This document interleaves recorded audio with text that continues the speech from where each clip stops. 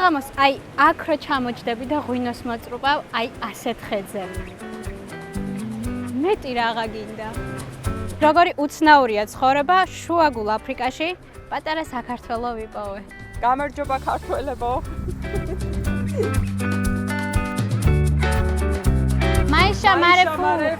გაგვიმარჯოს.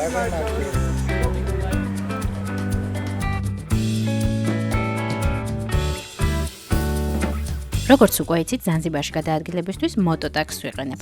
ეს ბიუჯეტური, სწრაფი და სიცხეში საკმაოდ კომფორტული საშუალებაა. და მთავარი, ტრასაზეც სწრაფად მოძრაობ, ვიწრო ქუჩებში კი მარტივად გადიხარ. დღეს ნუნგვის ძველ უბანში ვარ. აქ სულ სხვა ზანზიბარი დამხვდა. ჩუმი, თბილი და ნამდვილი. ვიწრო ქუჩებში ძველი ქვის სახლებია. აქ ქუჩები ტურისტულ ზონებს არ გავს. თითქოს დრო გაჩერებულია. აქაურობა მდიდრულად ნამდვილად არ გამოიყურება, მაგრამ იგრძნობა სითბო და შინაგანი სიმშვიდე.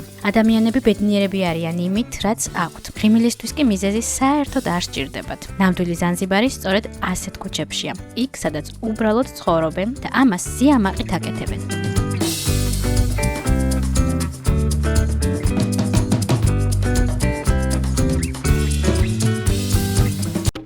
დაჯავშნე მოგზაურობა ჩემი ტურისტულით. მოგწერე სოციალურ ქსელებში.